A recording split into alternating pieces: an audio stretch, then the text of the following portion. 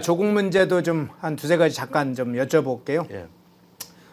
청와대 민정수석을 지냈던 조국 대표 지난 31일 오늘이 2일이니까 자 이틀 전이네요.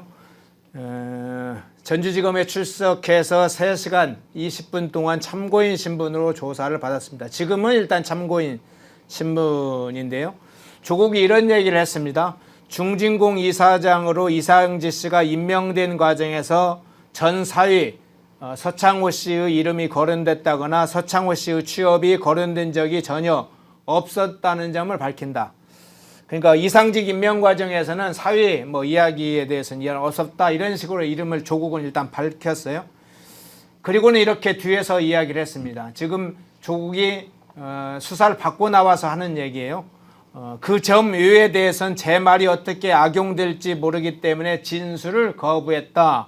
이렇게 이야기를 했는데요. 이 부분은 어떻게 일단 해석을 하셨어요? 굉장히 이례적인 일이 일어났어요.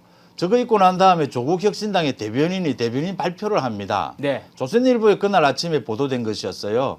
그러니까 이 이상직에 대해서 부적격 보고가 올라갔다. 그럼에도 이 임명이 됐다라는 것이거든요. 인사 검증에서 부적격돼도 대통령 임명할 수 있습니다. 장관도 임명할 수 있습니다. 문제는 부적격 내용이 뭐였느냐? 2002년 그 주가 조작이었습니다. 장관으로서도 부적격, 이제 중진군 이사장으로도 부적격이 같다라는 거죠. 이걸 굳이 조국이 수사를 받는데 문재인과 관계가 되는 건데 조국혁신당이 대변인을 통해서 밝힙니다.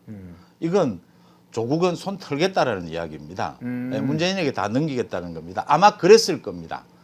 이거 문재인이 조국과 임종석에게도 구체적인 내용을 다 하기에는 너무나 창피한 일이었을 겁니다. 제가 짐작해 보건데요. 이상직이 그렇게 훌륭한 이상직은 2001년인가 그거로 있을 때 다시 감옥에 갑니다. 횡령으로.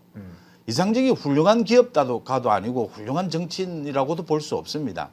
그런데 문재인이 이 임명을 강행을 하는 거거든요. 다른 두 사람 후보에 대해서는 인사검증도 제대로 하지 않아요. 그러면 임종석과 조국은 이제 눈치채고 아는 거죠. 이 뒤에 구체적인 이 거래, 지금 검찰이 들여다보고 있는 이 거래는 문재인과 이상직 간에 했을 것이다라는 거죠. 이게 누가 과연 개입을 할 수 있겠느냐. 그 행정관이라고 하는 그 사람은 이걸 알고 이제 실무 내용만 계속 추진을 한 것이죠. 이야기는 그렇게 됐을 것이다. 그래서 조국이 털고 나오면서 임종석은 저런 이야기는 하지 않습니다. 왜냐하면 비서실장이거든요. 조국은 이 서씨도 몰랐고 이상직도 몰랐다라고 했어요. 네, 그러네요. 이제 조국 저거에 대해서 아마 수사가 더 되면 이재명처럼 이야기가 될 겁니다. 사람을 안다는 게 얼마나 알아야 아는 것이냐, 또 이런 이야기가 나올 거예요. 저 말은 무슨 이야기냐면 이 임사검증 과정 모든 걸 보고는 받았겠죠. 그런데 이런 뒤에 뒷거래 과정이 있었다는 걸 자기는 몰랐다 이 이야기거든요. 사람을 모를 수 없지 않습니까? 인사검증이고 보고인데. 그래서 문재인의 저는 시그널이 나왔다. 임종석과 조국, 문다혜 모두에게 이 건은 내가 안고 간다. 그래서 이 모든 민주당에도 사인이 윤석열과 문재인의 직접 대결 구도로 가져간다. 그래서 지금 터져 나오고 있는 이야기입니다. 정치 보복입니다. 법치입니다. 예. 예, 그런데 지금 조국이 이야기한 것처럼 이상직도 모른다. 사위, 문재인 사위 전 사위가 되겠네요. 서창호 씨, 서 씨도 모른다. 이렇게 얘기를 했는데 서 씨를 개인적으로 모를 수가 있나요? 민정수석실이 친척관리 업무를 전담하는 곳인데 또 민정수석실 안에는 특감반이라는 게 있습니다. 특별감찰반.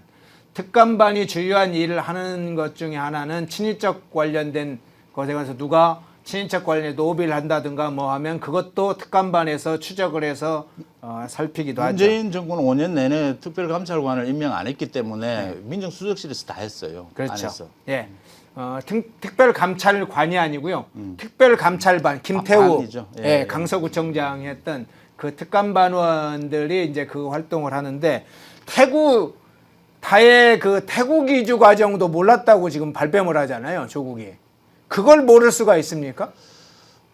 그러니까 아까 제가 드린 말씀이 그 말입니다. 네. 그 이재명이 그 숨진 고 김문기에 대해서 얼마나 알아야 아는 것이냐. 그렇게 이야기를 해서 많은 국민들이 이야기했지 않습니까? 이재명은 너 마누라들은 아느냐 도대체. 예. 김혜경은 아느냐. 너는 너 자신은 아느냐. 이런 농담이 나왔는데 지금 조국이 하는 이야기는 그 이야기죠. 자기는 단순 보고만 받았고 아무것도 이 내용에 개입한 게 없다. 그건 어쩌면 책임은 조국이 물어야 될 겁니다. 그런데 그건 어쩌면 맞을지도 모르겠습니다. 제가 아까 말씀드린 겁니다.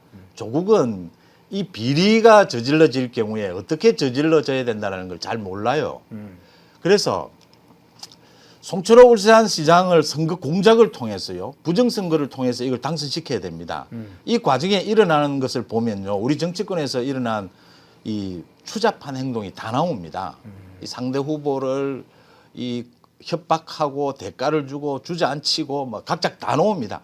경찰을 시켜서 이 현직 시장을 수사하고 언론 플레이하고 다 나오거든요. 네. 이 작업 조국은 안 되거든요. 그 밑에서 그 밑에 선수들이 꽉 있었거든요. 민정수석실 밑에. 제가 이름 거론 안 해도 다 2년 형 받고 이번에 다 받았습니다. 송철호 건요. 임종석과 조국은 그런 건에도 직접 개입을 하지는 못했을 것이다. 보고만 받았을 것이다. 라고 보는 겁니다. 그래서 이 사람들이 이런 이야기를 하고 있고 결국은 이건 문재인의 문제입니다. 문재인이 책임을 지고 정리를 하겠다라는 이야기를 했고 조국은 거기에 대해서 저건 조국의 실수입니다. 이게 검찰이요. 이 처음에 소환을 했을 때 조국이 저 말을 해버렸어요. 나는 그 자세한 내용은 모른다. 그 인사검증 과정이나 하는 내용에 보고만 받았지 자세한 내용은 알지 못한다. 이게 정답이에요. 근데 다 모른다 해버린 거예요. 그러면 니는 뭐 했냐 이래 되는 거죠. 니는 뭐 했냐 되니까 이제 자기 말의 일관성을 지키기 위해서 계속 모른다라고 가는 겁니다. 그럼 이건 결국은 드러나게 되거든요. 보고 자료나 다 남아 있을 거거든요. 예. 나중에는 조국이 걸려들 자기가 실수를 한 거죠. 조국의 진정한 말은 여기에 관여하지 않았다 지금 이야기를 하고 있는 거죠. 네. 문재인에게 떠넘기는 겁니다. 지금. 예, 계속 근데 이 부분 한번 좀 예, 갑작스럽게 튀어나와서 한번 여쭤볼게요. 아까 예. 앞서도 하나 이야기를 했는데 조국혁신당 대변인이 이야기한 얘기를 해주셨는데 중진공 이사장 임명 과정에서 임사 검증 결과 이상직은 부적격이라는 실무진의 보고를 받고 받았는데도 밀어붙였다. 이런 게 지금 확인이 됐지 않습니까? 이게 전주지검에서 조사 과정에서도 확인이 됐고 언론에도 보도가 됐는데 이 부적격 관련한 부분에 관해서 그간에 뭐 조국 혁신당 이런 데 입장을 밝히지 않았습니다. 언론에서 계속 나왔는데도 그리고 검찰 수사 과정에서도 이 문제를 따로 이야기를 하지 않았는데 31일 그제 그러니까 갑자기 조국혁신당 수석 대변인이 논평을 냈어요. 그간에는 조국은 계속 이 사건을 모른다, 전체적으로 모른다, 정치보복이다 뭐 이렇게만 했는데 왜 이것은 논평을 별도로 냈는지 의심이 드는데 이상직 전 중진공 이사장의 경우 부적격 보고가 있었던 것은 맞는데 그건 중소벤처기업부 장관으로 부적격하다는 것이었다. 이렇게 해명을 했어요.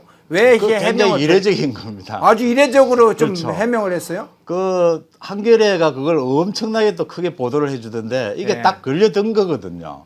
조국 산하의 인사검증실에서 검증을 했는데 지금 이게 부적격 보고가 올라갔는데 대통령이 임명했다라는 구조거든요. 검찰에서 지금 그거 한 게 이거는 조국의 책임이거든요. 조국은 지금 모른다라고 넘어가고 싶은데 이건 걸려들어 있는 거죠. 검증 내용이니까. 검증을 그래서 분리하는 겁니다. 예. 장관 때는 이게 부적격으로 올라갔는데 이거 중진공 이사장 할 때는 부적격으로 간 게 아니다라고 지금 분리하는 거예요. 이거 저 걸려들 거라고 봐요. 이거 검찰에서는 이미 웃고 있을 거라고 봅니다. 이 인사검증을 장관을 원래 처음에 요구했대요. 이상직이. 자, 우리 추정해 볼 수 있지 않습니까? 그 내가 이 정도로 문다혜 정도 좀 챙겨주려면 장관쯤은 달라. 이상직이 그랬지 않겠습니까? 저 전직 민주당 의원을 한 차례 지냈거든요. 자기 급으로 보나 기업으로 보나 이랬지 않겠습니까? 근데 이 보니까 그런 급이 안 되거든요. 그다음 또 2002년 그 주가 조작도 있거든요. 그러니까 뭔가를 주긴 줘야 됩니다. 근데 중진공으로 가자. 인사검증 여러 번 하지 않습니다. 장관 달라고 했을 때 장관으로 인사검증을 하지는 않았을 겁니다. 이건 이미 안 되는 거였기 때문에요. 지금 저걸 당장 피해보기 위해서 저 논평을 하고 했는데 검찰이 확보한 자료에는 이 중진공 이사장의 인사검증의 자료가 와 있을 겁니다. 그래서 저는 지금 저런 잔재주가 오히려 검찰 수사에 더 말려드는 것이다. 조국이 소환이 딱 일어났을 때 처음 한 말이 모른다 했어요. 서씨도 모르고 이상직도 모른다 했어요. 저 걸려든 겁니다. 소위 선거법이라면 거짓말한 거예요. 저 이제 이래 돼야 되는 겁니다. 그래서 제가 말씀드리는 겁니다. 얼마나 알아야 진정 아는 것이냐. 뭐 이래 막 복잡하게 가는 겁니다. 그 걸려든 거예요, 저거. 걸려들었다. 뒷수습하는 거예요. 조국 책교에 혁신당이. 올려 걸려들었다. 그러니까 다른 부분은 모른다고 계속 버티면서 인사검증과 관련된 문제는 민정수석실의 전담 업무니까 검증 업무 과정에서 부적격이란 보고까지 못 받았다는 거냐. 실무진이 구체적으로 누굴 통해서 보고를 했고 문서는 뭘 했고 다 이걸 확보를 검찰이 했을 텐데 그렇다 보니 그걸 중진공이 아닌 중소벤처기업부 장관의 부적격이었다. 이렇게 지금 일단은 떠넘겨놨군요. 떠넘겨놨죠. 예. 조국과 임종석의 그 메시지를 보시면요. 임종석은 명료합니다. 그냥 정치 보복 이야기만 하고 다른 이야기 안 해요. 조국은 실수를 합니다. 저걸 무마하기 위해서 지금 당에서도 이런 걸 낸 것이고요. 그 검찰 수사를 하고 난 다음에도 조국이 내가 무슨 말을 하면 이걸 악용할 것이기에 이런 불필요한 이야기를 합니다. 불필요한 이야기거든요. 제가 뭔가 실수를 해고 걸려들었다라는 이야기를 하는 거예요. 그래서 검찰을 공격하는 식으로 하는 거죠. 조국은 아직 그 임종석만큼 이런 비리에 대처하는 법이 노련하지 않다 이렇게 보시면 됩니다. 아, 그렇습니까? 아직 저 순진하다 이렇게 좀 보실 수도 있는 거죠. 아직은 이제 임종석만큼 여러 가지 임종석은 감옥도 갔다 오고 많이 했으니까 그럼요. 이제 대처법을 좀 숙지를 많이 했다는 의미겠죠. 예. 산전수전 다 겪은 거죠. 예. 또 사실은 조국이 민정수석으로 한 일에 보고만 받았지 제가 거듭 말씀드리는데 조국은 그때 하는 일이 검찰 개혁 만드는 거였거든요. 그 용어로 민정수석 준 거거든요. 그래서 저런 구체적인 공작, 비리 이런 건 그 아주 밑에 실무에 능하진 않다. 그 밑에 선수들이 쫙 있었습니다. 예. 예. 예. 자, 주제를 좀 바꿔보겠습니다. 어제 그 여야 대표회담이 있었잖아요. 예. 모두 발언을 각각이 13분, 19분 이렇게 한 걸로 알려졌는데 그리고 비공개 회담이 진행이 됐습니다.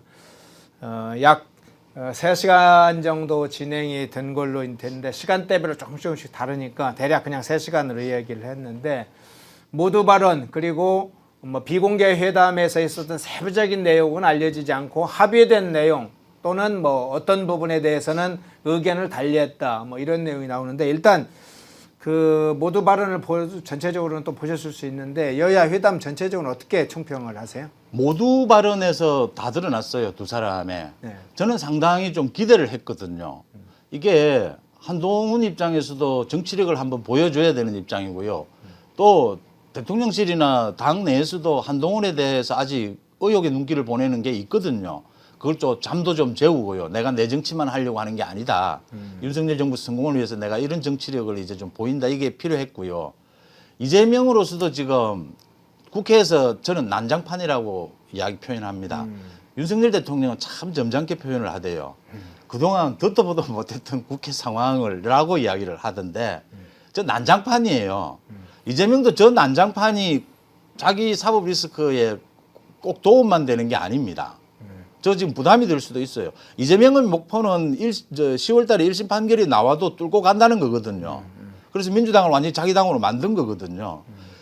그럴 경우에 이제 이재명도 뭔가 변화를 줘야 된다는 건 와 있거든요. 그래서 두 사람이 뭔가를 조금 만들어낼 것이다. 키는 이재명에게 있습니다. 뭐 완전히 다수당을 차지하고 국회 권력을 쥐고 있어요.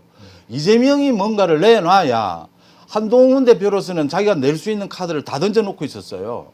최장병 특검법, 금투세, 이재명 25만 원도 조정하면 받을 수 있다. 또 의대 정원 부분도 뭔가 이 국회에서 역할을 하자까지 양보할 것을 다 딱 제기하고 있었던 거예요. 근데 이재명이 저는 거의 바보 수준이라고 봐요.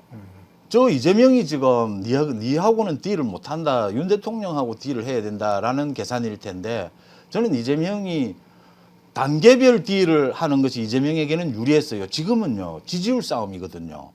이재명의 지지율이 지금 민주당의 지지율이 올라가고 있거든요. 근데 이걸 계기로 좀 주춤할 것이다. 지금 국민의힘과 윤석열 대통령에 대한 지지율이 내려가고 있거든요. 이 의료 부분 뭐 친일 뭐 이런 가짜 뉴스 때문에요. 이런 국면에서 이재명이 이거 스톱을 건 거예요. 지금은 내놓아야 할 사람이 이재명이고 핵심은 국회 정상화입니다. 절반이라도 정상화를 시키겠다. 그러면 한동훈이 많은 걸 낼 수 있었어요. 근데 다 안 내겠다 되는 거예요. 소위 이재명으로서는 한동훈 대표에게 니하고 뭐 무슨 딜을 하겠냐 이런 식이었어요. 바로 나가죠 한동훈이. 한동훈은 점잖했고 명쾌했고 이재명은 한동훈의 모두 발언을 듣고 열받은 거예요. 제가 보기에는. 18분까지 때립니다. 네. 어떻게 가느냐. 한동훈의 말은 딱 핵심입니다. 야 1심 판결 나오면 승복해라. 이 소리예요. 네. 그걸 딱 거니까 이재명이 그 다음 나온 이야기가 가짜뉴스가 터져 나옵니다. 야, 뭐, 계엄을 한다는 둥, 뭐, 독도를 버린다는 둥, 막 가짜뉴스 퍼뜨리더니만 하나도 양보 못 하겠다가 돼버린 거예요. 한동훈은 본전은 한 게임이었습니다. 여야 대표예요. 한동훈이 오늘 이런 것을 전 뭐 당원들에게 보냈다라고 하는데 이제 정치의 시작이다. 이 여야. 이 민주당 쪽에서는 한동훈이 지금 집권 여당이 전혀 뭐 양보할 태세가 없다는데 국회에서 양보는 지금 한동훈 대표는 양보할 게 없어요. 국회 정상화를 시켜주면 한동훈으로서는 뭔가 할 수 있는 게 생기는 겁니다. 그런 상황에 이야기를 하고 있는데 이재명은 저런 식으로 해서 윤석열 대통령과 회담을 하지 못한다면 이재명은 이번에 굉장히 이 마이너스, 그러니까 손해보는 회담한 거예요. 제가 보기 어제 이재명이 굉장히 이 표정 관리를 하려고 하던데 그 열받았어요. 제가 보기 한 번에.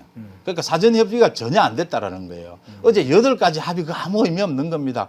그거 그냥 원내대표끼리 해도 되는 일이고요. 어제 그거는 실패입니다. 그런데 한동훈으로서는 본전이고 이재명은 굉장히 어리석은 결정을 한 거예요. 윤석열 대통령이 이재명 잘 만나주지 않을 겁니다. 보셨지 않습니까? 본 적도 없는 국회를 지금 보고 있다라고 했지 않습니까? 국회 정상화를 어느 정도라도 만들지 않으면 윤석열 대통령은 안 만나줍니다. 오늘 안 오지 않습니까? 이런 국회에 뭐하러 옵니까 대통령이? 지금 이 국회는 제가 보기엔요. 제가 국회를 40년 가까이 취재를 했는데 뭐 띄엄띄엄 다른 거 할 때도 있었는데요. 저 이런 옛날에도 이런 국회는 없었어요. 옛날에 몸싸움 할 때도요. 몸싸움은 했지 이런 짓은 안 했어요. 예. 예. 자, 모두 발언 중에 한 쟁점이 되는 것들 중 그리고 비공개 회담에서 연장해서 이야기했던 것들 중에 한번 쟁점이 되는 걸 살펴보겠습니다. 공동으로 합의한 건 있었죠. 뭐 서로 접점이 있는 공동 공약 뭐 이렇게 이름을 붙였던데 이런 협의기구를 만들자든가 추석 때 의료 긴급 상황에 대해서 정부에게 좀 대처를 잘하도록 의견을 낸다든가 뭐 이런 게 있었는데 상당히 그 부분은 뭐 합의점이지만 우리 지금 여야의 가장 중요한 현안의 문제에서는 조금 비껴간 얘기죠. 그래서 그 제 문제를 좀 이야기를 해볼 텐데 하시기 전에 예. 우리 리아님이 이재명 키가 갑자기 커졌대요. 커졌어요? 어제 좀 뭐 키웠는데도 제가 외모를 이야기할 뭐 제 상태는 아닙니다만 예. 키웠는데도 한동훈보다 차이가 나고요. 아, 그다음에 요즘 젊은 친구들이 제가 이건 좀 우스갯소리로 말씀드린 겁니다. 비율이라는 게 있지 않습니까? 그죠? 우리 네. 요즘 그 비율이 이게 아무리 그 키높이 구두를 신어도 그건 안 되잖아요. 제가 좀 가볍게 말씀을 드리는 겁니다. 예, 알겠습니다. 말씀하시죠. 예. 키가 그 사이 한 10cm 늘었나요? 예, 10cm까지는 못 늘릴걸요. 아, 그렇습니까? 보통 6, 7cm 6, 7cm. 6cm. 대표회담 준비하면서 키가 좀 6, 7cm 커졌나 봅니다. 예, 한동훈 대표가 모두 발언에서도 이야기를 했고 비공개 회담에서도 일부 얘기했다고 나오는데 면책 특권을 좀 제한하자 이렇게 제안을 했다고 그래요. 그에 대해서 이재명 대표가 모두 발언에서 대통령의 소추권 얘기를 꺼냈습니다.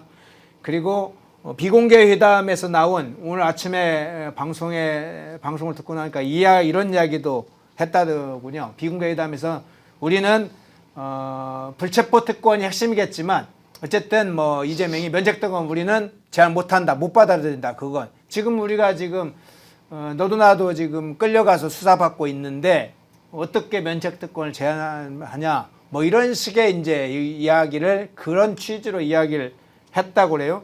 근데 어제 면책 특권 제한은 좀 뭐 생소한 게 아니라 면책특권을 폐지하거나 이 문제는 계속 있어왔기 때문에 한동훈 대표 이야기가 생소하지 않았는데 이재명 발언 중에 대통령의 소추권 이야기를 했어요. 뒤에 자세히 설명은 좀 더 안 하고. 불소추 특권요. 불소추 특권. 예. 그러니까 이재명도 참 잔머리는 좋다는 게요. 이 지금 한동훈이 정치 개혁을 들고 나올 건 뻔했는데 이 반박을 뭘 해야 되는데 자기도 법조인이니까 대통령의 불소추 특권을 들고 나오더라고요. 예. 이건 전혀 이 기본 법리부터 다른 건데 그래라도 변명을 대면서 면책 특권은 이제 이 말에 관한 된 겁니다. 국회에서 이야기하는 거요. 그다음에 이제 국회의원의 불체포 특권이 제일 문제가 되는 거죠. 이재명은 지금 불체포 특권 없으면요, 저 잡혀 들어갔습니다. 솔직히 그 민주당에 상당수 의원들 잡혀 다 들어갔습니다. 지금 불체포 특권 뒤에 숨어 있는 거거든요. 이 불체포 특권, 면책 특권 이 부분 이야기하니까 그 대통령의 불소추 특권을 이야기한 건데요.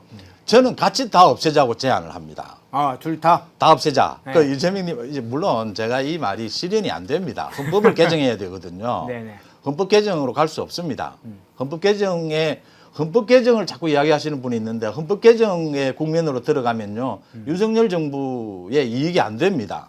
윤석열 정부를 흔들려고 하는 의도입니다. 그래서 개헌 이야기는 하면 안 되는데요.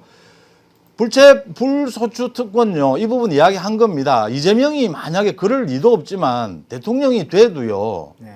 이 진행되던 그때 논란이 한 번 됐죠. 한동훈의 문제 제기에 의해서 진행되던 이 소송이나 이건 그대로 가는 겁니다. 그게 스톱을 할 수가 없어요.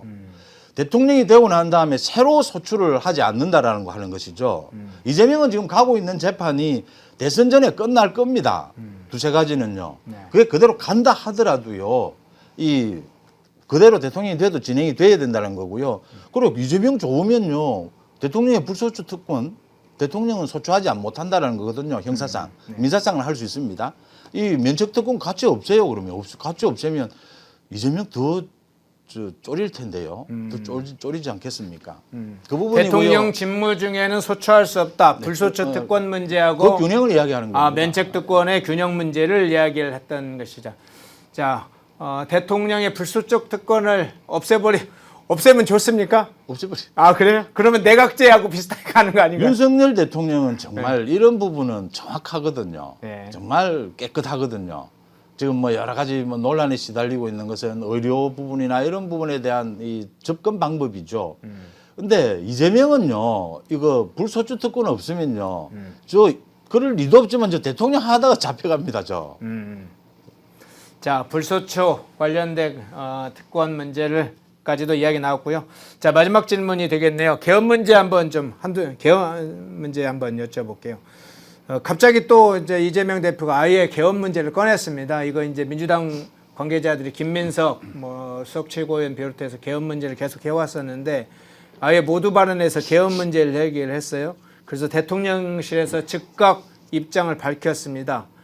계엄령 주장은 정치 공세다. 지금 국회 구조를 봐라. 다수당을 차지하고 있는데 어디 계엄령을 선포나 할 수 있으면 선포는 할 수 있겠네. 계엄령 바로 국회에서 해제할 수 있는데 무슨 계엄령 개헌 문제냐. 그리고 엄청난 역풍이 불겠는데 하고 대통령에서 입장을 밝혔는데 이 자꾸 계속 개헌 문제를 정쟁의 중요한 이슈로 끌고 가네요. 독도하고요. 예. 친일 문제하고요. 저는 이렇게 봅니다. 제가 이걸 한동훈 대표와 이재명 대표에게 확인을 하지는 않았는데요. 네. 이 모두 발언 순서가 있었어요. 네. 한동훈 대표가 이재명 대표 먼저 하라고 했어요. 국회의 여의도의 대통령이지 않습니까? 또 어제 대표회담의 키맨은 이재명이었어요. 이재명이 양보하느냐 안 하느냐의 문제였거든요. 하라니까 이재명이 집권 여당의 대표께서 하셔야라고 해서 한동훈 대표가 했어요. 이재명이 준비해온 거 아니라고 봅니다. 독도와 이 계엄령. 열받아가지고 질른 거예요. 즉석 내용도 꽤 있었죠. 당연하죠. 왜냐하면요, 12, 3분 정도는 모르지만 18분을 했거든요, 이재명은. 그 열받은 거예요. 너 1심 판결 기다리고 1심 판결에 승부해라라고 하니까 지금 완전히 열받아가지고 자, 탄핵, 이거 이재명이 그동안 당에서 나오고 있는 거 정리하고 있었을 겁니다. 탄핵 아니요, 계엄요. 우리 지금 법에요, 계엄을 선포할 수 있습니다. 비상 상황에서. 그런데 국회에서 과반의 의결로 계엄 해제를 요구하면 해제하여야 한답니다. 대통령이 결정권이 없습니다. 해제 의결하면 해제해야 됩니다. 그다음 지금 어제 이재명이 뭐 국회의원을 계엄을 선포하고 국회의원을 다 잡아 넣는다라고 하는데 솔직히요. 저는 지금 국회 난장판 만들고 있는 거 보면요. 민주당 저 해산시키고 다 잡아 넣었으면 좋겠습니다. 그런데 계엄을 해도 국회의원의 불체포 특권은 유지됩니다. 이재명이 알고 있어요. 왜 이런 거짓말을 하느냐 가짜뉴스. 어제 소친데다가 열받은 데다가 이 지금 계속해서 자기 개딸들에게 이 위로를 하는 겁니다. 저 윤석열 정부는 쿠데타를 할지도 모른다 지금 이야기하고 있는 겁니다. 그 쿠데타거든요. 이거 박근혜 대통령에 대해서도 이걸 걸었다가 전부 무죄 결정이 났어요. 수사가 뭐 계속 하지도 못했어요, 사실은. 네네. 사실은요, 지금 우리 좀 강성이라고 해도 됩니까? 이 전통 우리 보수 우파 쪽에서 이런 이야기가 있습니다. 계엄이라도 해서 저 다 잡아 넣어야 되는 거 아니냐라는 이야기를 합니다. 그렇게 할 수 있다라고 하는 이야기는 아니고요. 이제 그걸 노리고 지금 이 가짜 뉴스를 퍼뜨리는 겁니다. 그런 인상이에요. 똑같은 게 독도입니다. 윤석열 정부에 지금 누가 독도에 대해서 포기한다라는 말을 제가 알고 있기로는 아십니까 혹시? 아무도 한 사람이 없어요. 아니 뭐 우리가 뭐 다 실효적 지배를 하고 있는데요. 우리 땅인 독도를 누가 포기를 하고 우리가 포기한다고 포기되는 게 아닙니다. 우리의 영토입니다. 지금 이재명이 혼자 독도 포기 이야기를 하고 있어요. 네. 거꾸로 이야기하는 거지만 이 자체가 지금 일본의 극우의 논리에 말려 들어가는 겁니다. 이재명이 왜 이런 짓을 하느냐. 친일 논란을 일으켜서 지지율에 손해보지 않는다라는 계산이거든요. 이 얄팍한 계산으로 하는 겁니다. 저는 이 두 가지는 어제 이재명이 그 AB 이렇게 이야기하죠. 이 준비 안 한 원고였는데 져서 한동훈이가 1심 판결을 기다리고 승복하라 이러니까 열받아서 했다 이렇게 봅니다. 네. 이 개딸 이외에는 누구도 찬성하지 못할 이야기입니다. 어제 모두 발언에서 열받은 이재명 즉석 연설을 부분적으로 했다고 하죠. 원래는 원고지 3장 정도 가지고 갔는데 그 메모 형식으로 했는지는 자세히 뭐 왜 한동훈 대표는 13분 하는데 지금 18분을 해요? 지난번에 15분 했으니까 조금 더 늘렸나요? 그 왜 저는 그렇게 제지 안 하는지 뭐 하기야 그 제지할 사람이 기자들밖에 없으니까. 네. 자 오늘 송은재 대표님 모시고 자 지금 진행되고 있는 전주지검에서 진행되고 있는 수사 상황 특히나 다의 계좌에서 뭉칫돈이 다수 발견됐다. 여럿 발견됐다. 이 소식이 알려지면서 요 분석을 해봤고요. 제주 별장 문제는 대체 어떻게 넘어갔는지 그리고 여야 대표회담 문제까지 다뤄봤습니다. 송원재 대표님이었습니다. 고맙습니다. 심각한 문제인데도 좀 재밌게 해야 되는데 너무 막 심각하게 한 거 아닌가 싶어서 아닌가 싶어서. 예, 그렇습니까? 고맙습니다. 말씀하시는 게 재밌습니다. 예. 고맙습니다. 송원재 대표님이었습니다. 또 펜앤마이크를 응원해 주십시오. 송국건 정치평론가님 나오셨습니다. 어서 오십시오. 안녕하세요. 반갑습니다. 예, 제가 간단하게 지금 전주지검에서 타이스타제 자금 문제나 서창호 씨 관련해서 타이스타 관계자들이 한 얘기를 말씀을 드렸는데요. 이 문제부터 좀 질문을 드릴게요. 서창호 뭐 잘 알려있다시피 항공이 항자도 모른다. 항공권 발권을 업무 자체도 못해서 항의를 했다. 서창호 씨 이런 사람을 왜 보냈느냐 항의를 했다. 이제 어떻게 보셨어요? 그러니까 이제 현재 가보니까 전무라고 갔는데 예. 전혀 뭐 항공 문외한인데다가 발권 업무조차 제대로 못했다.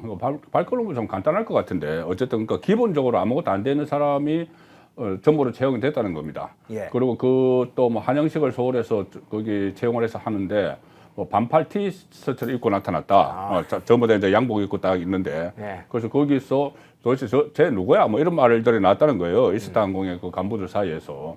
그러면 이것은 이 특혜 채용에 대해서 명백한 그 정황들이 되는 것이죠. 예. 특혜 채용을 했기 때문에 전혀 모르는 사람이 나타나서 그냥 나는 이 회사 직원 그러니까 소속감이 없는 거죠. 반팔 티셔츠 입고 그냥 나타났다는 것은 나는 어차피 뭐 우리 그 장인어른이 꽂아 넣어줬는데 일도 할 줄도 모르고 나는 월급만 받으면 돼. 뭐 이런 생각이었겠죠. 그러니까 특혜 채용 정황이 그 분명히 드러났다. 이런 측면에서는 지금 최근에 이제 나오는 여러 가지 이야기들 어떤 업무에 대해서 파악도 하지 못했다. 만약에 이상직이 항공사가 아니고 다른 업종에 있었으면 그 업종으로 취직을 했을 거예요. 무슨 전자 예를 들어서 뭐 전자회사라면 아마 전자 쪽에 또 태국에 뭐 취직을 시켜줬을 거예요. 그러니까는 항공 업무를 위해서 채용한 게 아니라는 거죠. 그러니까 이 상황은 지금 민주당의 친문들이 지금 일제히 이 라디오에 등장을 하기 시작을 했거든요. 예. 문다혜 씨가 이제 나 참지 않는다. 이쯤 되면 막가주는 그죠. 이러고 나서 이 말을 하고 나서 이 SNS 글을 올리고 나서 갑자기 뭐 윤건영, 고민정, 조국이 막 라디오에 나오기 시작을 했어요. 그것에 나와서 하는 말 중에 하나가 입을 다 맞췄던데 그 중에 하나가 아니 그럼 대통령 사위는 취직도 못 하느냐. 취직해서 월급 받은 건데 그게 뭐가 뇌물이냐고 하잖아요. 일단 일을 안 했다는 것이고 그 취직을 한 게 아니고 적을 걸어놨다고 우리 보통 표현을 하잖아요. 네. 여의도 가면은 여의도 낭인들 그런 사람들 좀 있습니다. 어디다 적만 걸어놓고 이제 그 월급을 받는 이런 사람들이 있어요. 간혹 예달에 있었어요. 요새는 없는지 몰라도. 자, 그런데 이제 그런 시기니까 이게 첫째 문제가 되는 것이고 그리고 월급을 받도록 해준 그 대가가 그 앞에 선행이 돼 있잖아요. 중진국 이사장을 4개월 전에 준 거. 근데 이거 중진국 이사장 주고 이런 걸 일 안 하고 이런 건 다 빼고 월급 받았는데 무슨 이게 뇌물이냐고 이제 민주당 스피커들이 이야기를 하기 시작하는데 이런 정황들, 그러니까 항공 업무 전혀 몰랐다. 무슨 아무 그 소속감이 없었다. 이런 것들은 그 논리를 또 깨는 정황들이 될 수가 있는 거죠. 예. 자, 구체적으로 한두 가지 좀 더 살펴볼게요. 타이스타젯 관계자의 항의가 있었다고 하는 건 지금 앞서 이야기를 했습니다. 항공권 발권도 못한다. 항공 업무 전반을 모르는 것뿐만 아니라 발권 업무도 못한다. 발권 업무를 못하면 대개는 인턴 수준으로 채용을 하겠죠. 그래서 인턴 정도의 어쨌든 월급을 주겠죠. 그런데 이거에 대해서 이스타항공 측이 이렇게 얘기를 아까 했다고 그랬습니다. 서창호 씨 그분에게 일을 시키지 말아라. 일 시키지 말고 그냥 놔두면 되는 사람이다. 그러면 항공일에 대해서 발권권 업무도 못하는 사람에게 일을 시켰다는 것은 항공일을 시키는 게 아니고 다른 목적이 있다. 그 누군가 뒤에 있어 채용을 해준 것이다. 그것을 사실 직접적으로 암시하는 말이기도 하죠. 그렇죠. 지금 박스코 그 타이스타젯 대표가 네. 그 이상직에게 뭐 물어봤다는 거잖아요. 그러니까 이상직이 이제 서류하고 다 줬다는 거죠. 서류하고 주면서 이 사람을 전무로 채용해. 그리고 월급 800만 원, 그다음에 거주비 350만 원, 그것까지 다 정해서 이제 줬다는 거거든요. 근데 박스코 그 대표는 그때까지만 해도 이 사람한테 왜 이러지? 처음에는 이상직의 사위였다고 생각을 했다는 거예요. 예. 본인의 사위니까 그냥 이렇게 보내는 건가? 이거 부부가 같이 왔으니까는. 그런데 나중에 보니까 이제 수사를 시작하고 나서 그 사람이 그 문재인의 사위였다는 걸 알았다는 거거든요. 예. 그렇다면은 처음에는 아마 이게 본인은 이상직의 사위인가 이게 긴가민가 해서 이제 본사를 물어본 거죠. 타이스타젯에서. 예. 도대체 이 사람이 일도 안 하는데 저 채용 배경이 뭐냐고 물어보니까는 아마 이상직이 대답을 했을 거예요. 그 박스코 그 타이스타젯의 그러니까 이스타항공의 자회사 타이스타젯 대표가 아마 물어보니까 그 사람 일 시킬 생각을 하지 마. 그리고 더 이상 알려고 하지 마. 그렇게 했다는 거는 그 이상직 그 전 의원도 다 알고 있었다는 거죠. 아무런 그 항공에 대해서 전문 지식이 없는 거 물론 다 알겠죠. 다 그 전에 상의할 때 원래 토리저라는 게임 회사를 하다가 토리게임즈요. 예, 토리게임즈 하다가 네. 그거 하다가 지금 실업자 돼서 지금 태국으로 뭔지 모를 이유로 태국으로 가는데 이제 도와달라 이렇게 해서 이야기가 됐기 때문에 그 전에 1억선은 받지 않습니까? 1억선 받으니까 이거 항공사와는 전혀 관련 없는데 어쨌든 내가 정정근 이사장을 받았기 때문에 그리고 또 다른 특혜들도 받을 수 있기 때문에 일단 그냥 앉혀놓는 거니까 알려고 하지 말고 일 시키려고 하지 마. 그렇게 되는 거죠. 예. 자금 문제도 한번 살펴보겠습니다. 취업 특혜 과정에 관해서도 살펴봤는데 자금 문제. 전주지검이 지금 타이스타젯과 이스타항공 사이의 금전 거래가 어떻게 되었는지 이런 걸 이제 확인 중인데요. 타이스타젯에서 가지고 있었던 자금의 일부가 행방이 묘연하다 이런 것이죠. 타이스타젯이 현지에서 판매한 항공권 판매 대금이 있고 이스타항공 측에서 타이스타젯에 줬던 돈 그러니까 대여금이죠. 이 대여금을 이스타항공을 보내지 않았다. 이스타항공 측에 다시 보내야 돼. 빌려준 돈이라고 하면 그게 다시 가야 되는데 보내지 않았다. 그러면 이게 수십억, 최소 수십억 정도 판매 대금하고 대여금하면 최소 수십억이 될 텐데 이 돈이 사라진 돈 자금이 어디로 갔느냐? 이게 문다혜 부부에게 갔느냐? 아니면 종착지가 이 돈의 일부는 문재인 측까지 갔는지 이 부분까지 지금 전주지검이 수사한다고 봐야 되나요?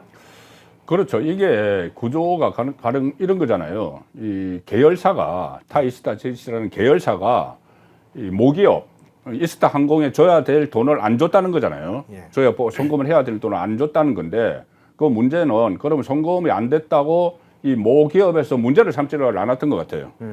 그럼 모기업에서 문제를 삼지 않았다고 하면은 이상직이 문제를 삼지 않았다는 게 되는 거잖아요.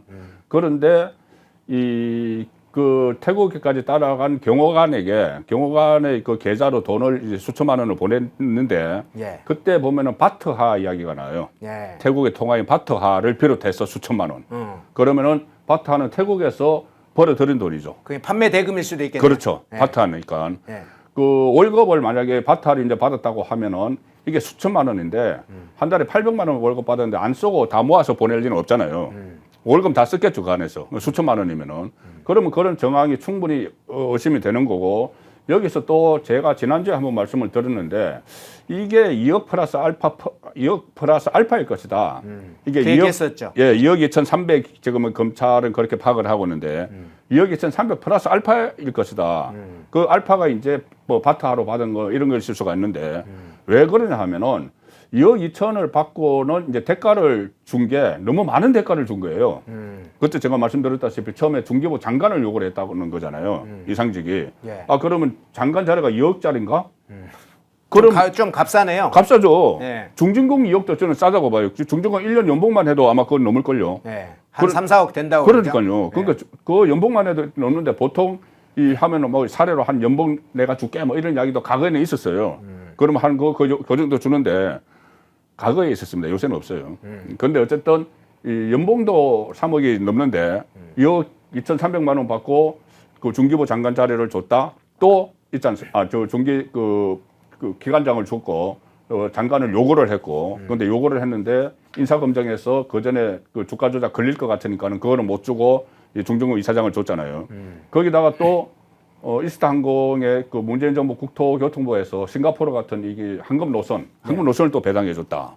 그 나중에 이스타항공 정산할 때 또 청와대에서 개입해서 그거 도와줬다 이런 것도 있거든요. 예. 그러면은 2억 2,300만 원 받고 그렇게 많이 몰아줬을까? 예.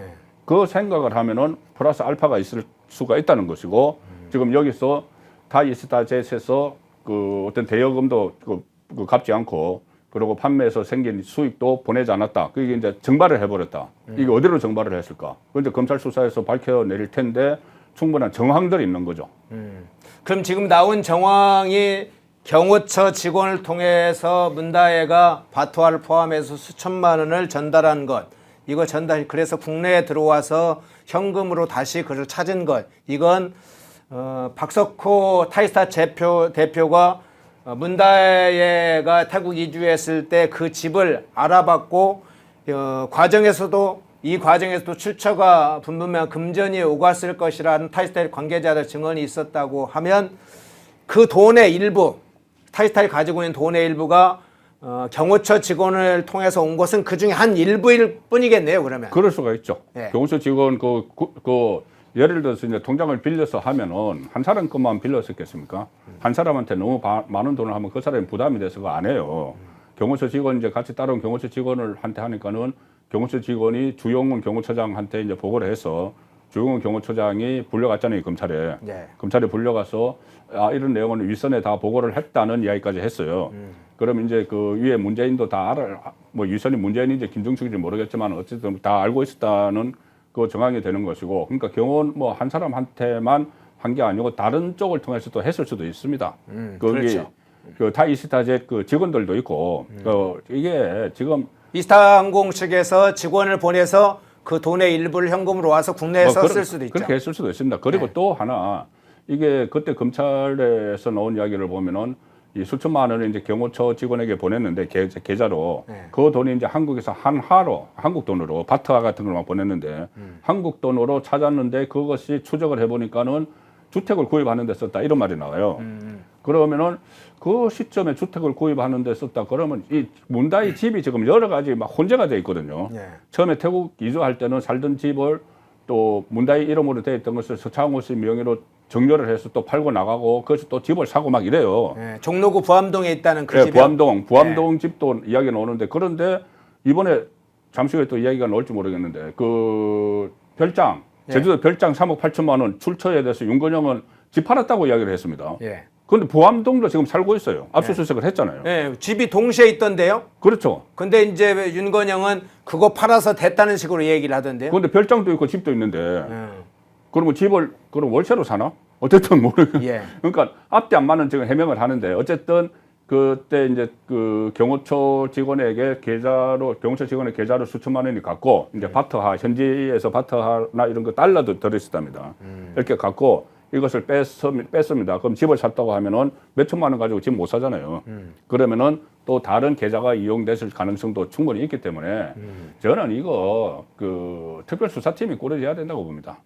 이게 왜 그러냐 하면은 이 과정에서 이상직 돈뿐이 아니고 특활비가 들어갔을 가능성이 있기 때문에 그 청와대 그 유송아나 양인에서 이런 사람들하고 돈 거래가 있었잖아요. 네. 그리고 사실 김정숙 씨가 5천만 원 그 퇴임하고 나서 직후에 5천만 원 보자기에 이제 쌌다는 조선일보 보도지만 어쨌든 5천만 원 현금이 있었잖아요. 예. 그 돈도 출처를 그 분명히 밝혀야 돼요. 그래야지 이게 그냥 단순히 이상직가의 이 뭐 뇌물, 그러니까 뇌물 지금 뇌물에만 다 초점을 맞추고 있는데 뇌물 플러스 특활비 유형이 나올 수도 있습니다. 김정숙 씨 뭐 옷 사고 구두 사는 데만 특활비가 아니고 이런 부분도 특활비 유형이 나올 수가 있어요. 그래서 저는 어떤 그 전담 수사팀을 꾸려야 된다고 봅니다. 특별수사본부를 꾸려야 된다. 네, 꾸려야 됩니다. 예, 그러면 지금 타이스타젯과 이스타 항공 측 관련된 자금의 거래 이걸 지금 한 축으로 확인하고 있잖아요. 네. 최근에 문재인 부부 계좌를 또 수색을 했잖아요. 압수수색했죠. 그리고 문다의 계좌들까지 다 지금 확인하고 있지 않습니까? 그럼요.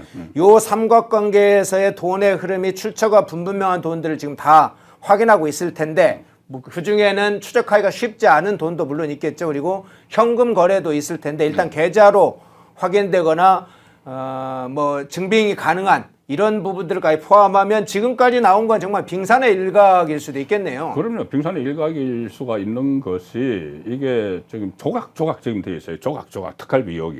네. 그러니까 예를 들어서 김정숙 씨가 그 한복 장인한테 누비 한복 장인한테 이 뭐 그 옷을 사는데 랩을 한꺼번에 사고 그 돈을 유성아 씨가 현금 따발로 줬다.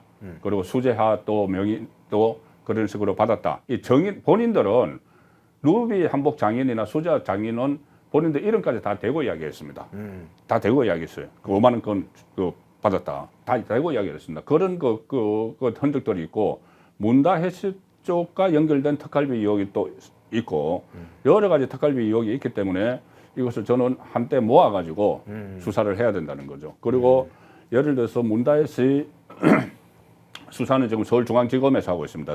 그 형사 2부에서 하고 있는데 예. 이거 전주지검에서 하잖아요. 예. 이 전주지검 거로 빨리 서울중앙지검으로 옮겨야 된다고 봅니다. 원래 이것을 수사했던 이창수 검사장이 전주지검에서 수사를 하다가 서울중앙지검장으로 와 있거든요. 그리고 그때 이성학 그 형사 3부장, 전주지검 형사 3부장도 중앙지검으로 와 있어요. 그 수사를 했던. 그러면은 이걸 옮겨서 종합적으로 해야 되는데 왜냐하면은 중앙지검에 이제 특수 분야 검사들이 많이 있죠. 예. 그래서 그쪽에서 수사를 해야 돼요. 이런 부분은. 물론 전주지검에서 열심히 하고 있지만 이게 일종의 게이트, 비리, 권력형 비리가 돼버리면 전주지검 차원에서 하기는 어려운 거예요. 그래서 이거를 그때도 이창수 그 검사장이 중앙지검으로 갔을 때 옮기자는 말이 있었는데 그 이원석 검찰총장이 이제 반대를 했다는 이야기가 있거든요. 예. 물론 전주지검에서도 반대를 했지만은 이원석 검찰총장이 결단을 하면 될 수가 있는데, 그런데 이원석 검찰총장이 이제 15일 되면 임기 끝납니다. 그럼 새로 그렇죠. 이제 심우정 검찰총장 체제가 들었으면은 심우정 검찰총장이 제일 처음에 할 일이 저는 이거라고 봐요. 이 수사를 서울중앙지검으로 이송을 해서 다른 여러 가지 사건들, 문재인과 관련된 많습니다. 월성 원전도 있고 울산시장 선거도 있고 많아요.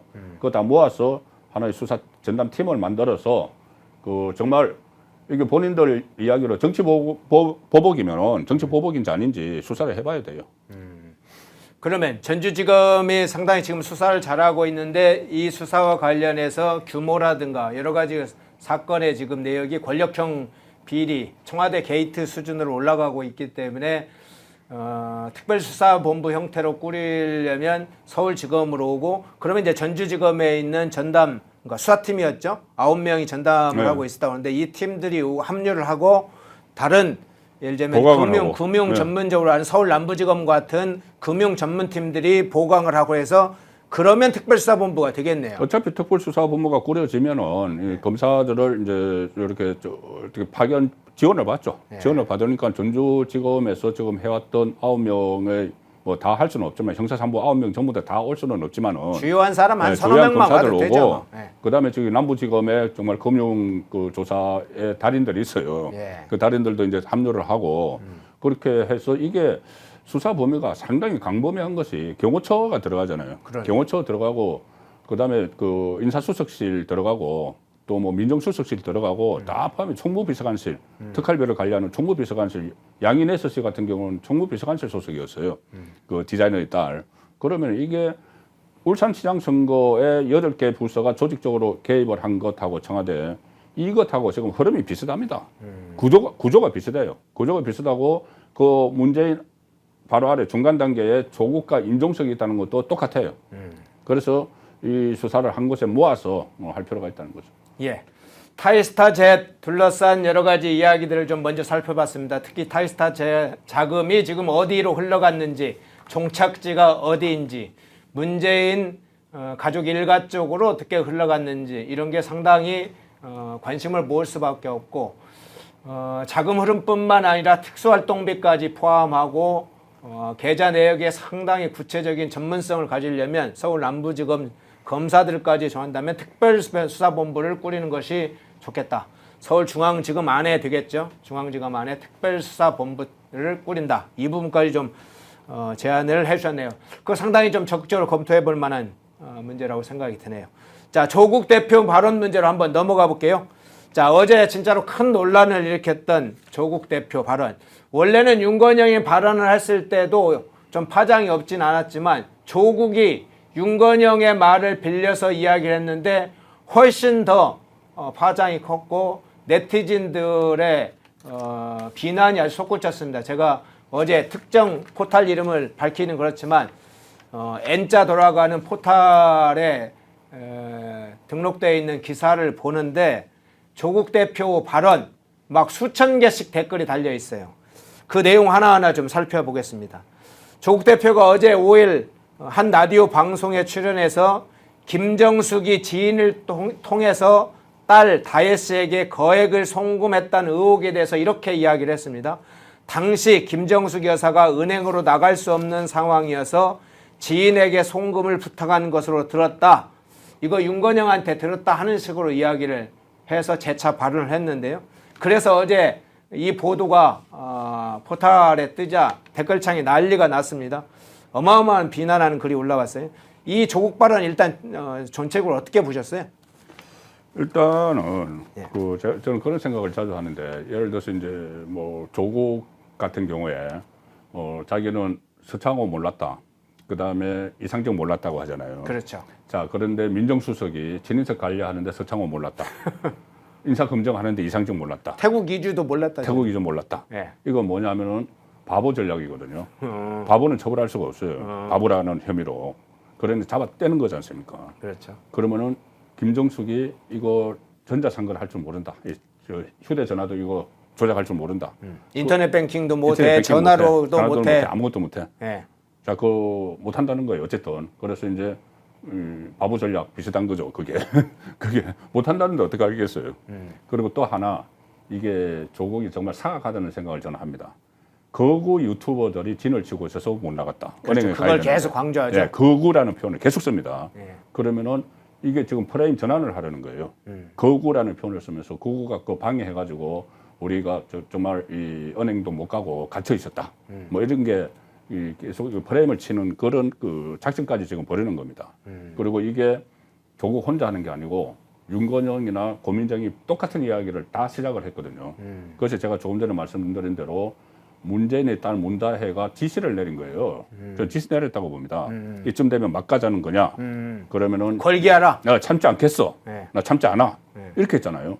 그 직후부터 이런 그 배지를 달고 있는 사람들이 국회의원이라는 사람들이 그 직후부터 여기에 막 총력전을 지금 펼치고 있는 거예요. 방어하느라고.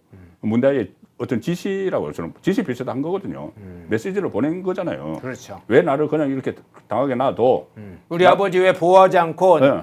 그냥 지켜보고 있냐? 모두 그죠. 걸기하라. 그렇죠. 나와서 나서라. 나서라 이거죠. 네. 그 전에 무슨 어떤 표적이 될 우리 아버지 뭐 이런 식으로 한번 SNS 글 올렸고, 그 다음에 자기를 돌 맞는 개구리로 표현을 했잖아요. 그렇죠. 자, 그 다음에 돌 맞는 개구리 표현하고 나서 걸기하라 이런 메시지를 보내는 거예요.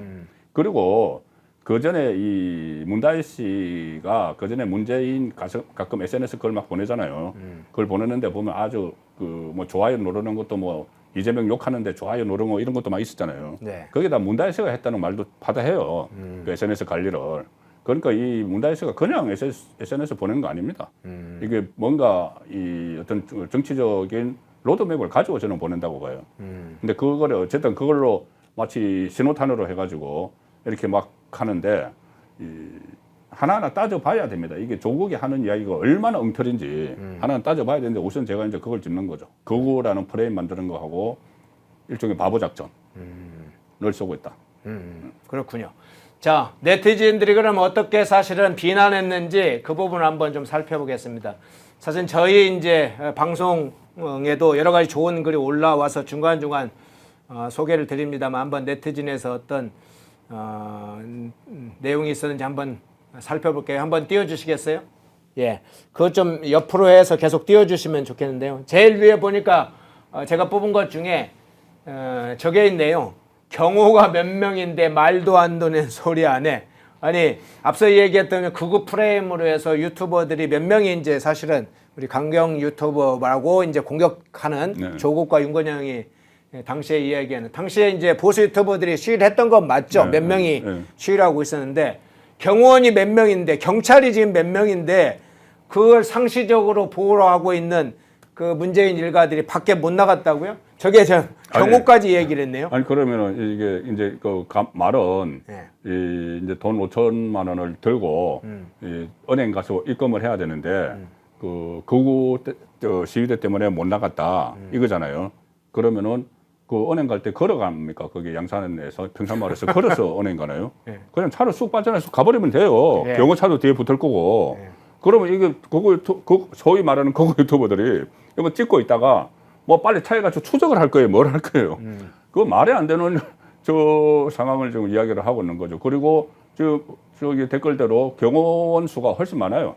그 일부에서는 65명 이야기하는데 뭐 숫자는 정확한지는 모르겠습니다만 한 제가 과거에 지난번에 알았기까지는 한 40명까지는 알았거든요. 네. 근데 65명이라는 분도 있더라고요.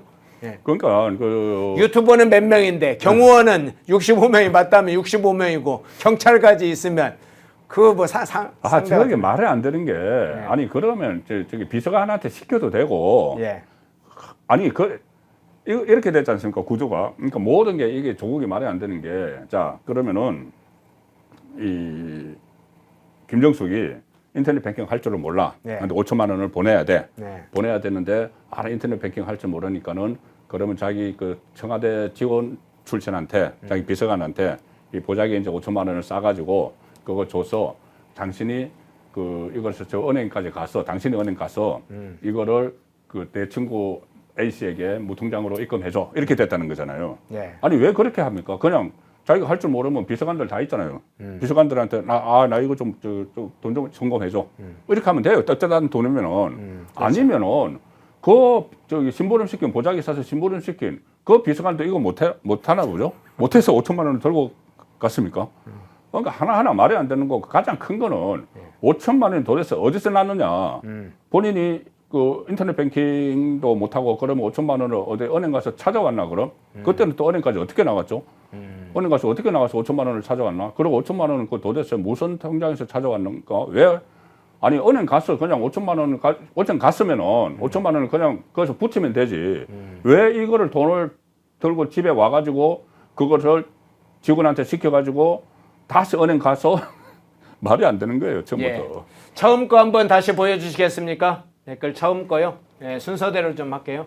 은행을 못 가는데 5천만 원을 어디서 출금했을까? 검은 돈 자백하는 거야. 퇴임 이후 얼마 안 돼서 그랬다고 했으니까요. 5월 9일 날 청와대를 떠났다고 치고 얼마 안 있어 며칠 만에 했다고 치고 그러면 그 현금 어디에서 났을까요? 아니, 그래 저들이 지금 생각할 수 있는 게 은행도 못 갔다면은 네. 그러니까는 그 초반에는 더 이렇게 그 유튜버들이 많았거든요. 네. 그럼 은행 더 못 갔겠죠. 더 못 갔으면 저희들이 그냥 추론을 할 수 있는 거는 청와대에 있을 때 있던 돈 싸갖고 왔다는 게 되는 거죠. 청와대에 가 있던 돈을 가지고 나왔다. 가지고 나왔다 이사할 때. 그게 이제 사실은 아주 합리적인. 그렇죠. 그걸 그렇게 본 해석을 할 수가 없어요. 그러면 그 현금을 왜 또 5천만 원 가지고 있었느냐 청와대에서. 그러면은 청와대 5만 원짜리 가지고 막 옷 사고 구두 사고 했었는데 그거 쓰고 남은 돈 아니야? 그러면 청와대는 총무비서관이 문재인한테 월급 줄 때 현금으로 5만 원짜리를 이렇게 갖다 주나요? 야, 저 이번에 월급이요. 자, 얼마니까요? 자, 한 옛날에 2천만 원 되니까 2천만 원 받으시죠. 이렇게 옛날에 주나요? 우리 아버지들 이제 월급 봉투에 노란 봉투에 이렇게 갖고 오는 식으로 이제 준 것은 아닐 테고. 예. 아닐 테고 이제 특갈비는 현금으로 넣어줘. 그러니까 관봉권 현금 이야기가 나왔지 않습니까? 네. 그러면은 예를 들어서 이제 이제 경찰 수사를 해봐야 되겠지만은 옷 사고 구두 사고 할 때 현금을 이만큼 이제 갖다 놨다가 옷 사고 구두 사고 하고 이제 남은 돈이 있을 거잖아요. 예. 그 딱 맞춰서 다 썼겠어요. 가령 예를 들면 특갈비라면은 그러면은 청와대에서 쓰던 그것을 이제 가지고 그냥 갔다. 그렇게 합리적으로 의심을 할 수가 있는 거죠. 예. 한번 다른 네티즌 글도 한번 보겠습니다. 자, 그거 예. 한나라의 대통령 영분이었던 사람이 은행을 못 가서 5천만 원을 현금으로 전달 뱅킹을 할 줄 모른다. 그냥 아프리카 빈민국 대통령 영부인 얘기인가 이런 얘기 됐고요. 지금 말씀 주신 것처럼 지금 그걸 말이라고 하는 거냐? 아니 그럼 비서들이 24시간 옆에 붙어 있을 텐데 인터넷 뱅킹 비서들에게 시키거나 물어보면 되는데 굳이 지인 불러서 송금했다는 게 말이 되는 소리냐? 진짜 국민을 개돼지로 하나 저런 놈이 교수였다는 게 믿어지지가 않는다 이렇게 했는데요. 저 이야기 들으면서 어떤 생각을 드냐면 조국은 이제 전화기로 송금을 못한다 이렇게 얘기했고 윤건영은 인터넷 뱅킹 못한다 이렇게 얘기를 했어요. 근데 김정숙이 인터넷 뱅킹 못하면 뭐 비서들이 할 수 있다 이런 거 빼고 저 문재인 집에는 반려견도 인터넷 하잖아요. 예, 뭐 반려견도 좋아요 누를 줄 알잖아요. 그 집 그러니까 반려견도. 그러니까 뭐 저 이재명 비판하는 거, 네. 그러다가 그 좋아요 눌러가지고 논란이 되니까는 그 2번인가 3번인가 그랬어요. 네. 반려견이 잘못 건드렸다.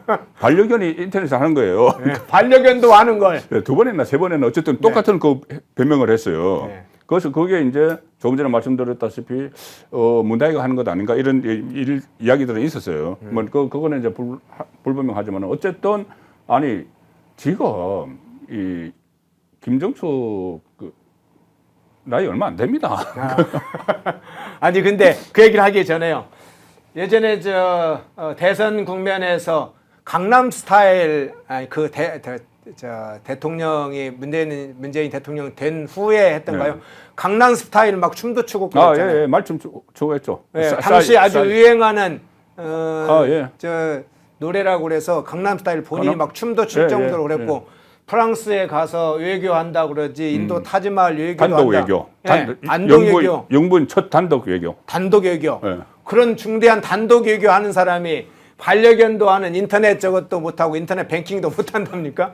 외교까지 하고 그런 판에 강남 스타일 춤도 추면서 상당히 뭐 젊은이들의 이런 빠른 문화라든가 이런 것까지 본인이 할 수 있다고 춤까지 췄던 사람이 인터넷 뱅킹을 못한다. 그럼 그 전에 예. 이제 그런 이야기가 있었잖아요. 지금 문재인에 대해서 직접 뇌물죄로 보는 검찰의 근거 중에 하나가 그전에는 문다혜 씨가 생활 능력이 없어서 문다혜 부부가 계속 이제 돈을 지원을 해줬다는 거잖아요. 매달 지원을 해줬는데 이게 이상직이 취직을 시켜줘서 이상직이 대신 지원을 해주기 때문에 이게 직접 뇌물죄라는 거거든요. 그럼 그 전에 문다혜에게 돈 지원을 해줄 때는 또 일일이 그럼 은행에 가서 했나? 그때는 비서 안 시켰나? 대통령 현직 대통령일 텐데 그때 비서 다 시켰을 거 아니에요. 예. 그 비서 아니면 본인이 했든지 그때도 다 해왔던 걸 그냥 하는 거예요. 그 5천만 원 주는 게 문제에게 처음 주는 게 아니고 계속 좋았다가 끊었잖아요. 이상직이 이제 돈을 주니까는. 그러면 그 사이에 했던 방법이 있을 거 아니에요. 본인이 직접 문재인이 했나? 이 본인이 직접 뭐 인터넷 뱅킹에서 송금을 했든지 예. 아니면은 이 비서에게 이거 좀 보내라고 했든지 그걸 보내던 비서 있을 거 아니에요.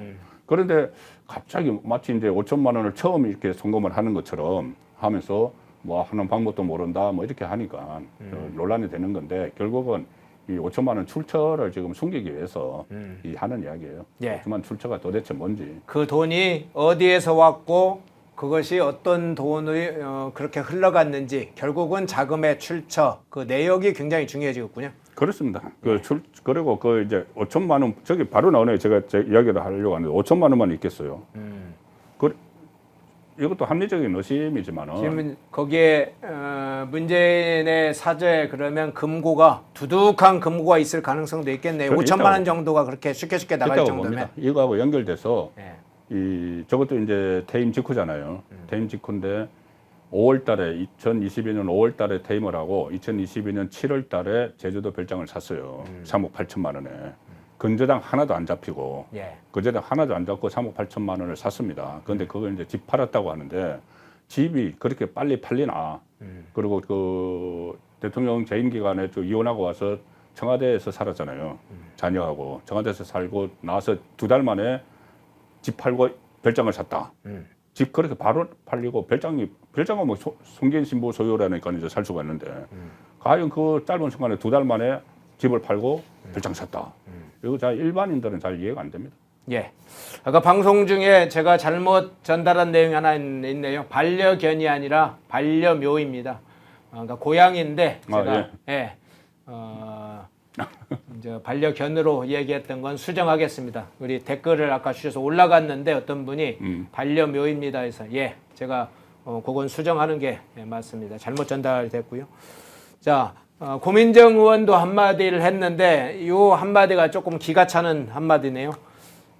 윤건영 나서고 조국 나서니까 본인도 나서야 할 때라고 생각했는지 아니면 우리 송권 본부장님이 이야기한 것처럼 문다혜가 아니 뭐하냐 지금 다 나서야지 이렇게 출동 지시를 하니까 고민정이 또 나선 것인지 어쨌든 자 MBC 라디오에 출연해서 문재인 일가 수사에 대해서 이렇게 이야기를 했습니다. 윤석열 정부에 포진한 이명박 정부 출신들의 한것 또는 광기다. 이렇게 주장을 했어요. 그간에 이제 검찰의 정치 보복 운운을 주로 했습니다. 문재인 일가에 대한 수사는 검찰이 정치 보복을 하는 거다. 근거 없는 수사를 하는 거다. 이러더니 갑자기 이명박 정부 출신들의 광기다. 이렇게 이야기를 했어요. 그럼 지금 전주지검의 이 수사를 담당하고 있는 수사팀들이 이명박 사단이란 얘기인지 뭔 얘기인지 대체 생각을 하고 이야기를 하는 것인지. 생각을 하고 이야기한다고 봅니다. 저는. 그래요? 예, 아주 좀 프레임을 잡으려는 거예요? 예, 사악한 생각을 하고 있어요. 예. 왜 그러냐면은 이명박 정부를 이야기하는 건 이명박 정부 지금 정진석 비서실장이나 이 이명박 정부 출신들이 많이 있어요. 예. MB 정부 시절에. 그러니까는 그 용산이나 이런 데 많이 있다는 이야기를 하는 거예요. 예. 그 사람들이 이 기획을 해서 이제 우리 정치 보복을 한다. 이 프레임을 걸기 위해서. 왜 그러냐면은 이명박 정부 시절에 노무현 전 대통령이 극단적 선택을 했잖아요. 그 노무현 수사를 하는 과정에서. 네. 지금 그걸 떠올리게 하는 겁니다. 그렇습니까? 예, 이 고민정 입장에서는 그래서 이걸 떠올려가지고 또 지지층에게 분노를 유발하게 하는 분노를 유발하게 해서 또 제2의 노무현을 만들려고 한다. 이거 지금 이야기하려고 MB 정부 꺼내는 거예요. 저게 얼마나 그 지금 위험한 건지 본인이 지금 알고 저런 이야기를 하는 건지 그 얼마나 우리나라 헌정사의 불행한 사건입니까? 최대 그러니까 불행한 노무현에 발언했던 한번 해보자는 겁니까? 이것도 그런 그것도 것에 같은 맥락으로 지금 들어간다고 저는 봐요. 예. 그래서 지금 뭐 제2의 노무현 뭐 이렇게 하니까 그때 그때 무슨 구호가 나왔더라 비싼 거 나왔어요. 이제 다시는 우리가 뭐 놓치지 않는다든가 막 그런 이야기가 있었어요. 좌파 진영에서. 그래서 지금 그 프레임을 걸어가지고 이 분노 유발형입니다. 분노 유발용입니다. 저렇게 이야기하는 것은. 그래서 이게 이명박 정부를 든 게 지금 처음에 이제 그 검찰 수사를 이야기하다가 이런 정치적 사건으로 몰아가기 위해서 의도적으로 저는 했다고 봅니다. 그게 그래. 이 문다혜 씨 그 노무현 의혹을 꺼낸 거하고 저는 또 무관하지도 않다고 봐요.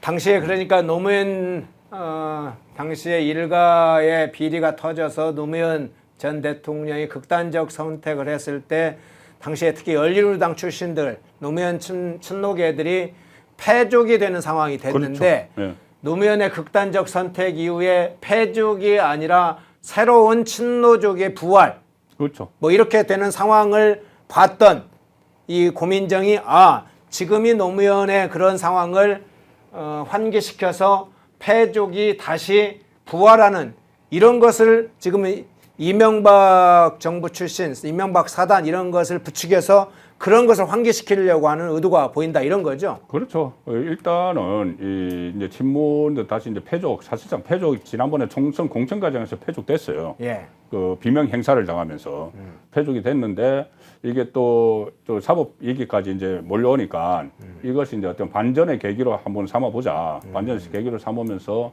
그 제2의 노무현을 만들면 안 된다. 이러면 노무현 팬들은 아직도 많거든요. 예. 그 좌파 진영 중에서 노무현에 대한 향수 갖고는 그 사람들 상당히 많습니다. 이제 그 사람들을 끌어모으는 거죠.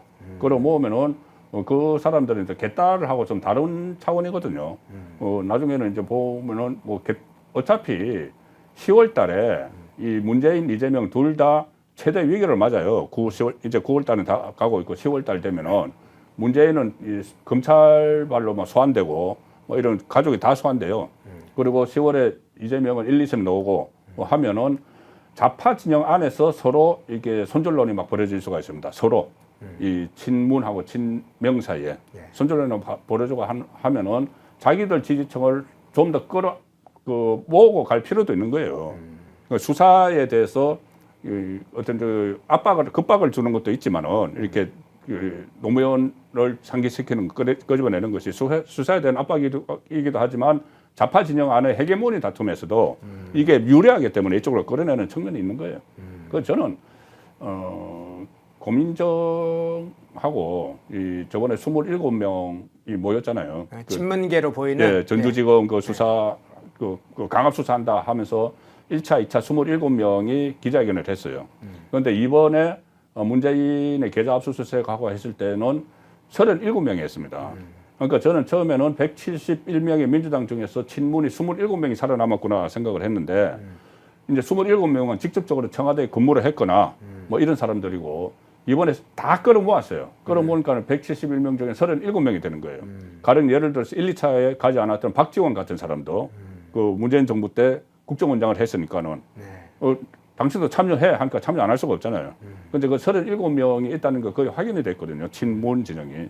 그래서 그 37명을 중심으로 해서 또 하나의 패족이 된 친문을 좀 부활하려고 하는 그런 움직임도 있는 거죠. 그렇군요. 자, 이재명과 민주당의 지도부들의 움직임도 잠깐 살펴보겠습니다.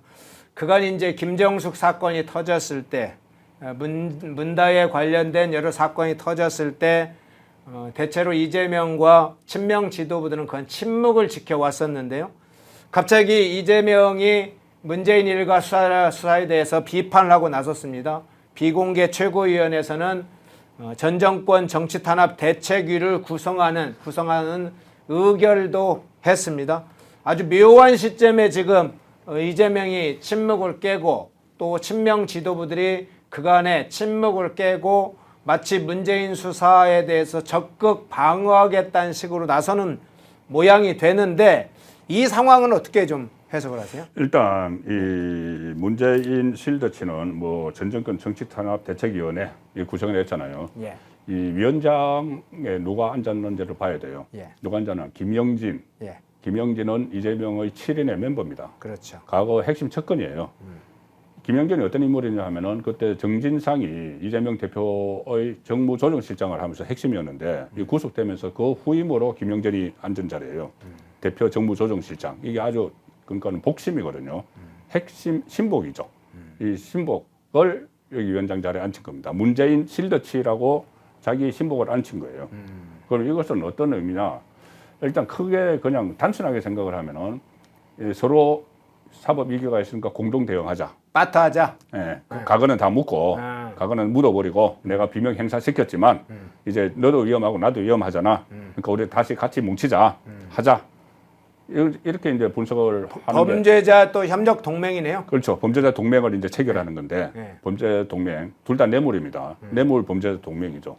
이재명은 북한 조선노동당에 뇌물 준 거, 그 문재인은 이상적한테 그 뇌물 받은 거, 이렇게 되잖아요. 뇌물 동맹도 돼요. 뇌물 동맹입니다. 근데 이제 그렇게 없이 생각하면 이제 그런 측면도 있지만 예. 또 하나를 들여다 보면은 이게 뭐냐 하면은 10월 달 되면은 두 개의 이슈가 동시에 터지거든요. 문재인 사법 위기, 그 문재인은 검찰 위기, 검찰이 이제 소환당하는 거, 이재명은 법원 위기예요. 1심 두 개 나오는 거. 두 개 동시에 터지면은 이것을 이재명 입장에서는 문재인 이슈를 막 키워야 돼요. 그래 자기께 못 쳐. 그러니까 문재인 이슈를 키우기 위해서는 정치적으로 막 대응을 해야 되는 겁니다. 아, 전직 대통령의 이슈를 더 그냥 키워. 확 키워버리는 거예요. 아. 그래서 자기 특권을 앉혀가지고 이 이슈 키워. 이슈 키워. 그러니까 막 계속 이제 정부에 대해서 비판을 하고 막 하면은 왜 전직 대통령이 탄압하느냐 막 하면은 이제 이게 이슈가 막 되는 거예요. 아, 전선의 앞에 문재인 이슈를 세우는군요. 문제를 내세우는 거예요. 문재인 앞에 나가라 너가. 아. 그런 사이에 1심이 두 개가 나오면은 이 이슈가 한 타임일 때 1심 두 개가 나오면 이것도 이슈가 되겠지만 좀 이렇게 가려지는 측면이 있는 거죠. 그 측면을 저는 노리고 있다고 보고 또 하나는 그 이제 부수 효과로 지금 저도 계속 분석을 했지만 10월 되면은 1심 두 개가 유죄가 나오면은 피선거권 박탈형이 나오면은 아마도 손절론이 나올 것이다. 이재명 손절론. 앞으로 대선에 나가지도 못할 가능성이 많은데 같이 가지 않을 것이다. 그래서 대비하고 있는 사람이 뭐 김경수 복권됐고 김부겸 예. 문재인 때 국무총리였던 김부겸 그다음에 김동연 쪽에 또 문재인 쪽에 많이 가 있죠. 그다음에 이낙연 역시 국무총리였던 이낙연 나 아직 정계은퇴 안 했어 이렇게 하고 있잖아요. 이 사람들이 이제 10월에 이재명 손절론을 퍼뜨리려고 스탠바이 하고 있는데 갑자기 이재명이 문재인 구하겠다고 막 하는 거예요. TF도 만들어주고 하는 거예요. 그러면 이제 문재인을 위해서 이재명이 막 뛰고 있는데 문재인 쪽의 사람들이 이재명 나가 손절론 이거 하기가 또 어려워지는 거예요. 예. 저는 이게 그냥 이 어떤 왜 이런 생각을 하냐면은 그 전에는 완전히 문재인 그 뭐 사법 위기해도 전혀 외면을 했거든요. 조금 전에 말씀드린 대로 27명이 두 번 그렇게 집단 항의하고 집단 반발하고 수사에 37명이 또 반발을 하는데 당 주류인 친명 지도부에서는 아무런 반응도 안 보였어요. 예. 그리고 최근에 김정숙, 뭐 타지마할 뭐 관련해서 막 이렇게 뭐 참고 조사하고 할 때도 전혀 논평 하나 안 나왔습니다. 예. 침묵했어요. 그런데 갑자기 이 TF를 만들어서 자기의 핵심 특권을 위원장으로 앉혀서 이제 방어를 하기 시작한다. 이건 본인 보호를 위한 정치적 목적이 있는 거죠. 아, 그렇군요. 자, 이재명 강성 지지자들이 양산 평상마을을 찾아서 문재인의 수사 촉구 그리고 탈당을 요구하는 집회를 지금 예고하고 있죠. 본래는 어제 개최를 하겠다 이렇게 예고를 했었는데 민주당에서 자제해라 이런 입장을 밝혔는데 어제 이제 그 집회를 하지는 않은 것 같아요. 아마 조만간 다시 그걸 하겠다 이런 입장을 취할 것으로 보이는데 과거에 개딸들과 특히 그 개딸들의 결집체인 더민주 혁신회 이 층들은 총선 이전부터 수박깨기를 막 하기 시작했죠. 당시에 이재명은 우리 내부 분열되니까 이런 거 하지 말아라 이렇게 하면서도 사실상 수박 깨는데 가장 강력한 지원자가 이재명이라고 보이죠. 그런데 이번 강성 지지층들이 평산마을 가서 오히려 문재인을 구속시켜라, 검찰이 구속시켜라, 탈당해라, 문재인 탈당해라 이렇게 요구하는 게 이재명이 어떤 뜻이 있을까 이것도 다시 생각을 해보게 됩니다. 이재명 입장에서는 예. 뭐야 저 사람들 지금 물빛도 모르고 이렇게 생각할 것 같아요. 문재인 뭐 구속하라 이렇게 하는 사람들. 예. 제가 조금 전에 말씀드렸다시피 그런 본인에게는 전략적인 의도가 있는데 그 전에 그 친문을 공격하고 하는 것은 이제 시효가 끝났어요. 시효가 끝났고 지금은 일단 그 문재인 이슈를 키워야지 본인 이슈가 덮이고 또 본인에 대한 손절론도 좀 줄어들 수 있는 이런 상황인데 이 일부 그 개딸들이 가서 이제 그런 행동을 하는 거죠. 아, 이게 지금 문재인이 아웃되면은 이재명은 살아남는다. 그리고 문재인 쪽에서 이재명 손절론이 나오니까는 그러면은 문재인을 완전히 아웃시켜버리면 그게 안 되겠구나. 그래서 문재인 아웃을 외치는데 문재인 아웃 때도 친문들은 그 이재명 쪽에 안 가요. 따로 남아 있어요. 그렇기 때문에 이게 지금 그 평창마을에 가가지고 뭐 이렇게 뭐 외치는 구호를 외치는 사람들은 이재명 입장에서 마음에 쏙 들지 않을 거예요. 아, 그렇군요. 문재인을 지금 좀 다릅니다. 그 지금 상황이. 지금 자기가 죽을 판에 문재인을 앞서서 먼저 지금 앞서가지고 그 칼날을 맞게 하고 그런 지금 전략을 구상하고 있는데 문재인 지금 수사촉구 탈당하라고 하면 조금 빗나간 것이. 그렇죠. 빗나간 거죠. 아, 그렇군요. 아, 그러니까 조금 이게 그렇게는 하지 마. 그러지 말고 잠깐 내가 깊은 지금 전략을 가지고 있어. 그러니까 조금 그 뜻을 좀 제대로 알아봐. 뭐 이런 것에 이제 메시지를 좀 주겠네요. 네, 저는 이제 그렇게 이제 메시지가 갈 거라고 봅니다. 이게 이 지금은 자기들끼리 뭐 이렇게 따로따로 각자 도생하는 단계를 넘어섰어요. 각자 도생 못합니다. 그래서 지금 뭐 자기들끼리 해야지 딱 목표 하나 있지 않습니까? 윤석열 정부 탄핵해가지고 조기 대선 치러가지고 우리 전부 다 셀프 사면 그 목적 딱 하나 있어요. 양쪽에 목적 하나 있고 또 조국도 그 목적 하나이기 때문에 문이조, 문재인, 이재명 조국이 지금은 좀 똘똘 뭉칠 걸로 봅니다. 속에 다 엄중한 생각들은 다 가지고 있지만 지금은 자들끼리 다 그 결탁을 할 거라고 보죠. 인터넷 검색창에 펜앤마켓을 검색해 주세요. 펜앤마켓은 펜앤드마이크 구독자분들을 위한 종합 쇼핑몰로 좋은 상품으로 온라인 최저가를 목표로 하는 마켓입니다. 많은 관심과 사랑 부탁드립니다.